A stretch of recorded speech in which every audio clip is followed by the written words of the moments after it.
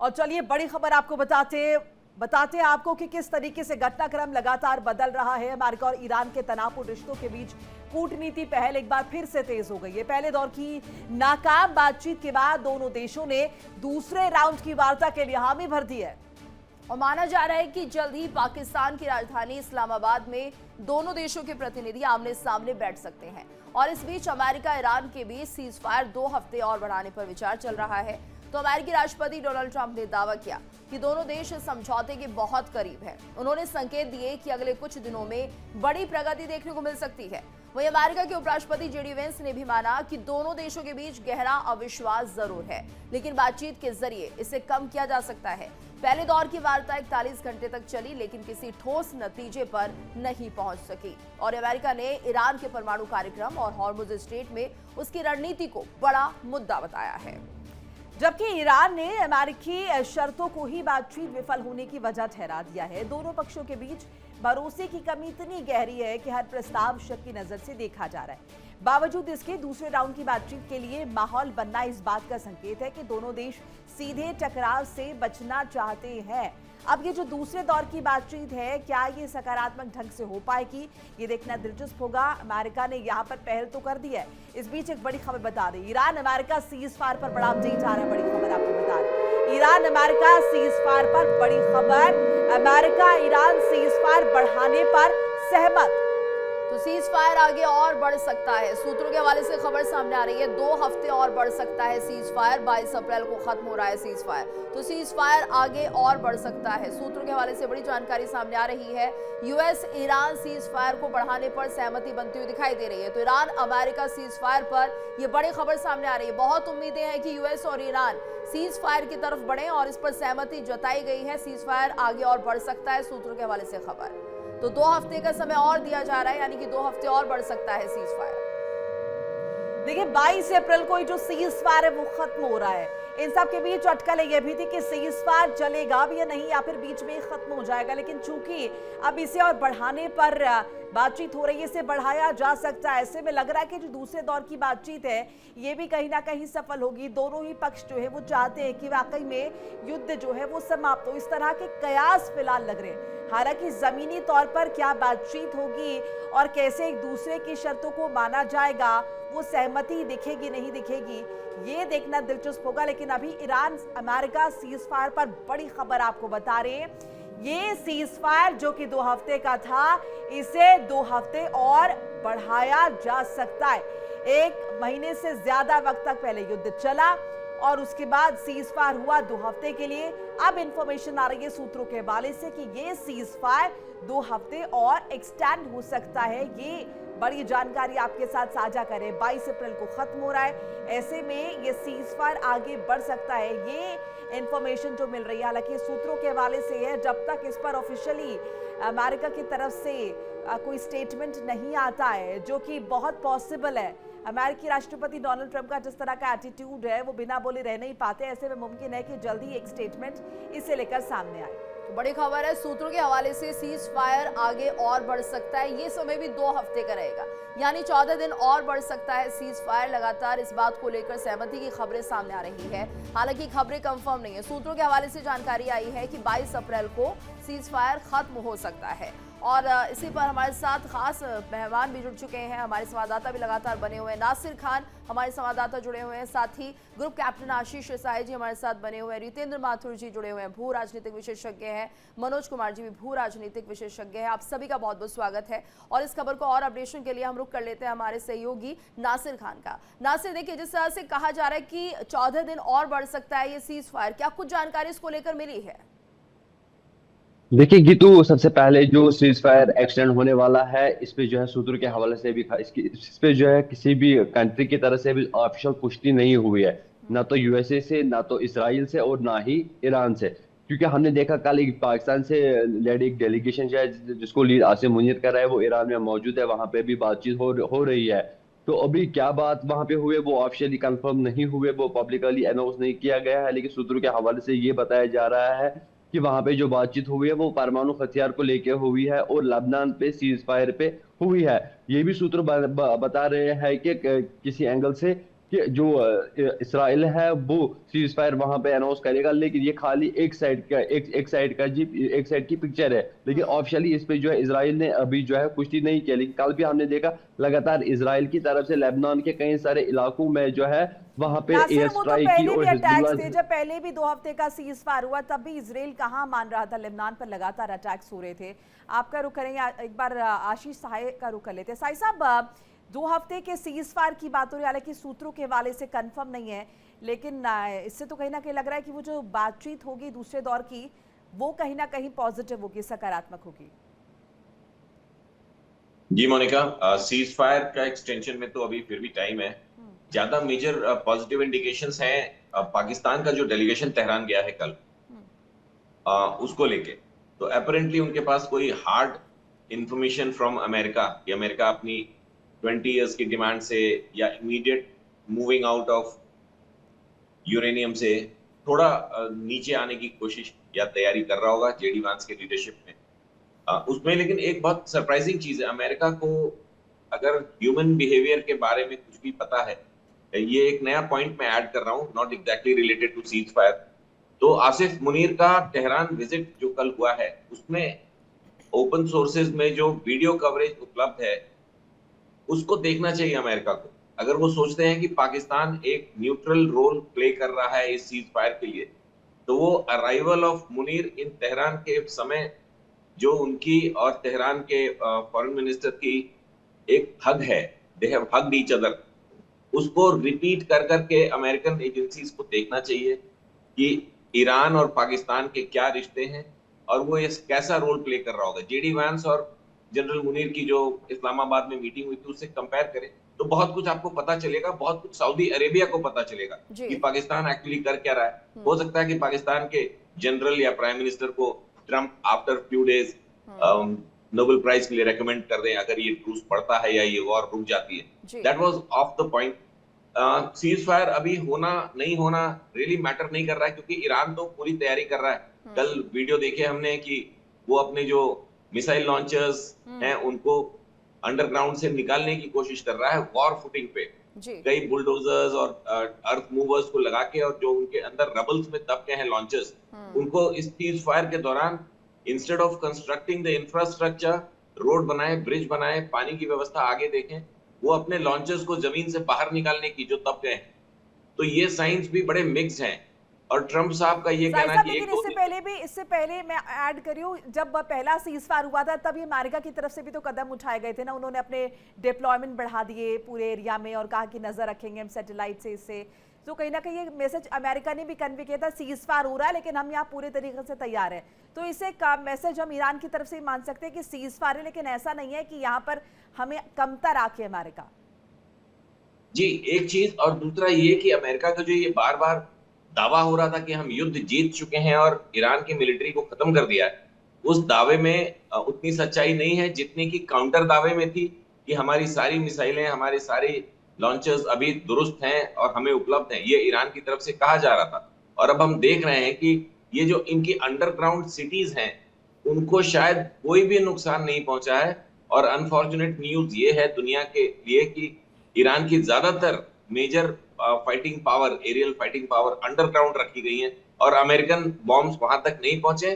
Foot on ground तो उन्होंने नहीं ही किया था। बिल्कुल, यानी दोनों तरफ से ये तैयारी चल रही है। एक तरफ सीज फायर की बात भी हो रही है, वहीं दूसरी तरफ ईरान पूरी तैयारी भी कर रहा है कि अगर सीज फायर नहीं होता है या कुछ बीच में होता है तो वो अपनी लड़ाई, अपनी जंग के लिए पूरी तरह से तैयार है। आप सभी हमारे साथ बने रहिए। एक बड़ी खबर आ रही है, इसराइल ने दक्षिणी लेबनान में फिर से तबाही मचाई है। इसराइल ने दक्षिणी लेबनान में तबाही मचाई और हिजबुल्लाह के ठिकानों पर हमला किया है। तो इसराइल ने 2 हवाई हमले किए। हमले के बाद सरकारी अस्पताल में आग लग गई है। देखिए, हिजबुल्लाह के ठिकानों पर हमला किया गया है, बड़ी खबर आ रही है। इसराइल ने दक्षिणी लेबनान में फिर से तबाही मचा दी है। तो हिजबुल्लाह के ठिकानों पर हमला किया गया। तस्वीरें देखिए किस तरह से यहाँ पर इसराइल ने 2 हवाई हमले किए हैं और उसके बाद लेबनान में तबाही के निशान हैं, जहां पर आप देख सकते हैं चारों तरफ आग है और हमले के बाद सरकारी अस्पताल में आग लगी है। ये वही तस्वीर हम आपको दिखा रहे हैं। इसी बात का तो जिक्र हम लगातार कर रहे हैं कि सीज फायर की बात तो हो रही है, लेकिन इजराइल की तरफ से लगातार अटैक्स किए जा रहे हैं। यहाँ पर 2 हवाई हमलों का जिक्र हो रहा है। यहाँ पर हिजबुल्लाह के ठिकानों पर हमला किया गया है। यहाँ पर तो देखिए इसराइल ने दो हवाई इसराइल हमले ने किए दो हैं। हवाई हमले किए, हमले के बाद सरकारी अस्पताल में आग लगी है।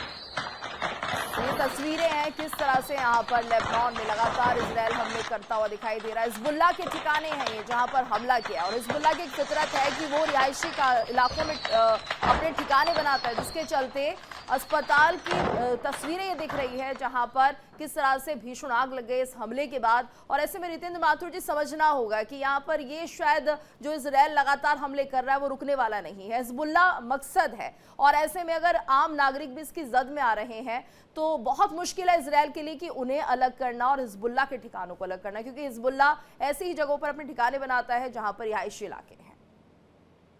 जी, ये सही बात है कि जितने भी के इलाके हैं जहाँ पे सिविलियंस रह रहे हैं उसको लोग बेसमेंट बनाते हैं, उसी को एरिया बनाते हैं। और हिजबुल्लाह का जो है वो तो एक गोरिल्ला वॉरफेयर जैसा ऑर्गेनाइजेशन है, तो और बार बार इसराइल पर अटैक करता जा रहा है।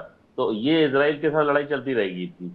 अब इधर ईरान की और अमेरिका की लड़ाई अलग चल रही है, और ये जो कहना है कि अगर यहाँ अमेरिका ईरान के सामने इस समय ये है कि अमेरिका के साथ थोड़ा पीस टॉक्स बढ़ रहे हैं, और पीस टॉक्स बढ़ते हैं तो कोई नतीजा निकलता है। तो कल जैसे नरेंद्र मोदी जी से उन्होंने बातचीत की 40 मिनट फोन पे, तो 40 मिनट की फोन टॉक के बाद ये चीज सामने आई है कि अब दुनिया के अंदर जो ताकतवर देश हैं वो सामने आ जाएंगे इस पूरे युद्ध में। क्योंकि क्या है कि अभी तक अमेरिका और ईरान लड़ रहे, आपस में लड़ रहे थे, इनकी पीस टॉक भी इनके बीच में चल रही थी, और पाकिस्तान बीच में था।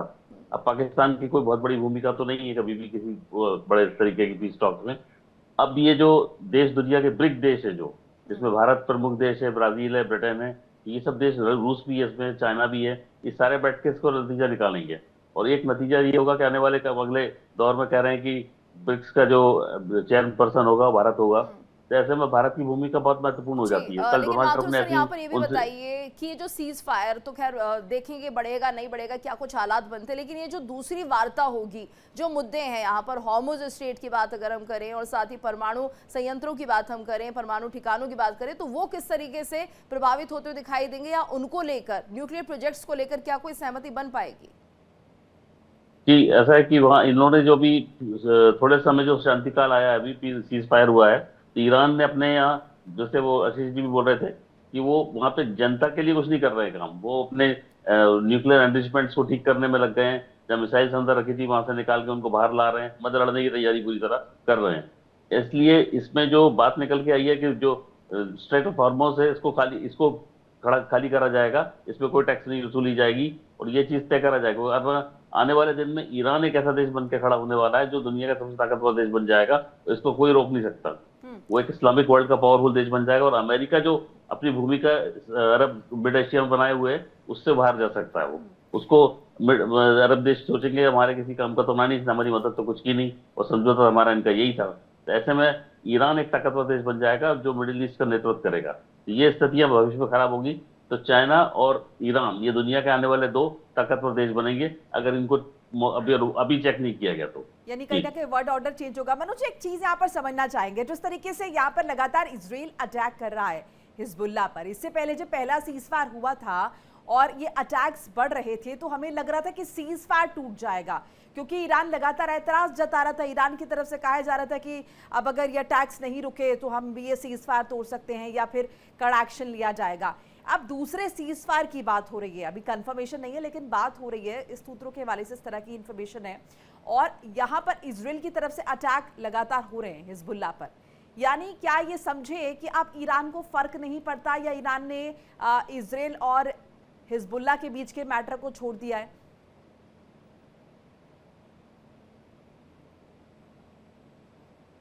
मनोज जी अनम्यूट कर लीजिए प्लीज।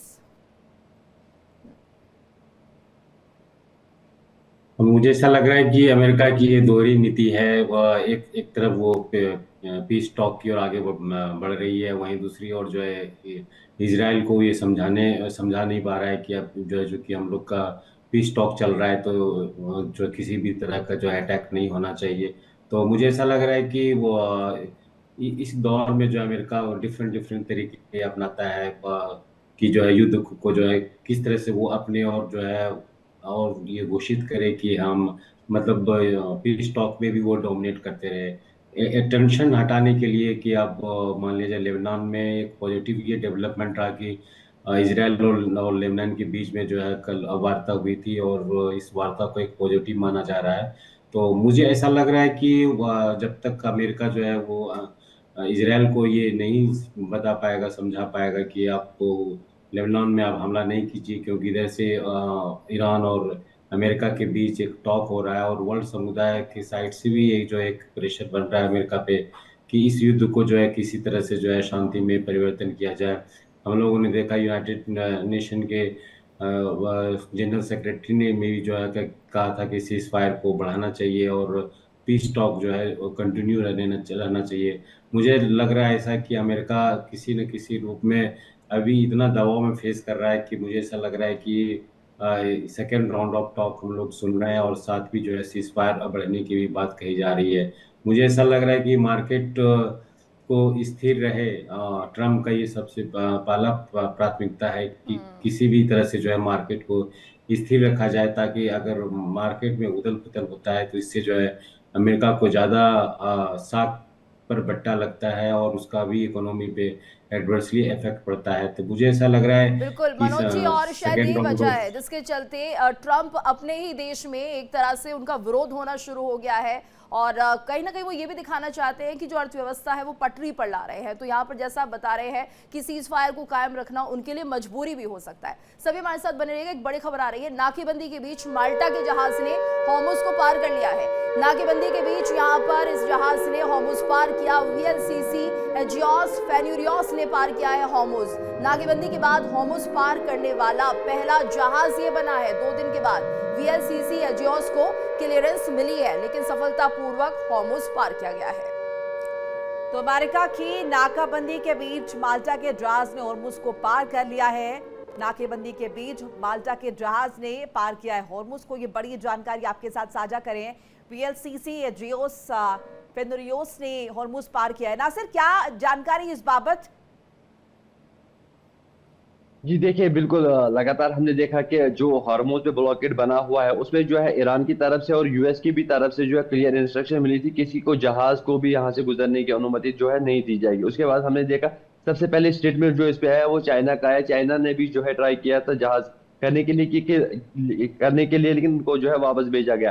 कल भी जो है एक जहाज जो है ऑफिशियल पुष्टि के बाद जो उन्होंने क्रॉस किया और वहां से जो है तेल भरा। कहीं ना कहीं अगर देखा जाएगा एक तरफ से जो दबाव बनाया जा रहा है, लेकिन दूसरी तरफ से अगर देखा जाएगा कहीं ना कहीं एक हीलिंग पॉइंट जो है वो सामने आ रहा है। जब जहाज ने जेट ने कल वहां जहाज के लिए हॉर्मुज क्लियर किया और अपना तेल जो है वहां से भर के आया।